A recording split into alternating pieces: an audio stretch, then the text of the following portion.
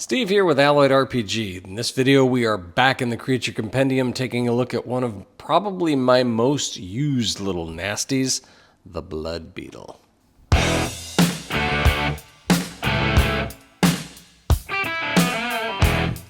The Blood Beetle can be found on page 59 of your Core Essentials book, and this particular miniature is by Print Your Monsters, so be sure to check out their website for this and other cool minis. What's kind of cool about blood beetles is that they're not really used as their own monsters, so to speak. They are infectious, so they're a little parasitic beetle that lays eggs inside the host, and they only start coming out when the host sheds blood. So when the blood hits air, that's when the beetles start to grow. And so it's sort of one of those things that you can hide inside another monster. It makes it a little bit fun. You finally, the party kills a monster and all of a sudden its blood starts to sizzle and that kind of stuff. And you know that it was infected and you're going to have another challenge on your hands pretty soon. One interesting way to use the blood beetle is almost as like a delayed hazard. So, for example, spoiler alert here, but in The Artificer Awakens, you encounter a creature in one section of the campaign that has blood beetles. You kill it. The blood beetles start to erupt. You get out of there, but you have to come back. And by that time, they're mature, so then you have to deal with them later. So you can kind of use it almost as like a delayed action kind of response. The other thing is that there's sort of a multiplier too.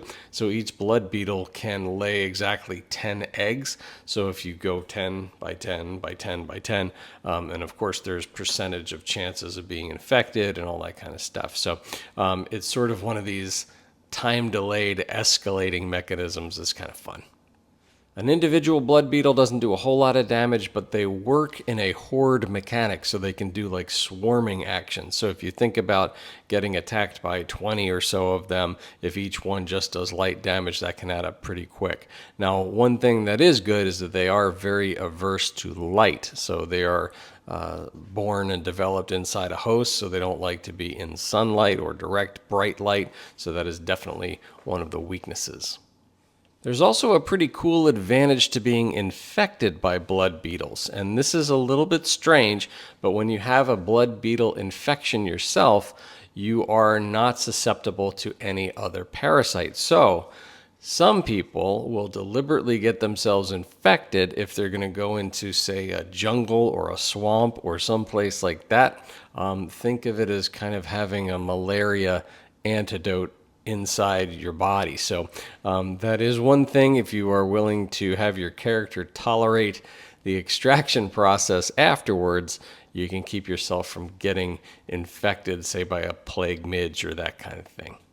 The blood beetle is just another example of why we don't necessarily call these monster manuals, but rather creature compendiums. It also shows you that the nasty things aren't always the biggest. Sometimes they're the stuff that you can't see that'll get you. So hopefully that'll add another fun little twist to bring to your table. Thanks again for watching, and may your dice always roll with advantage.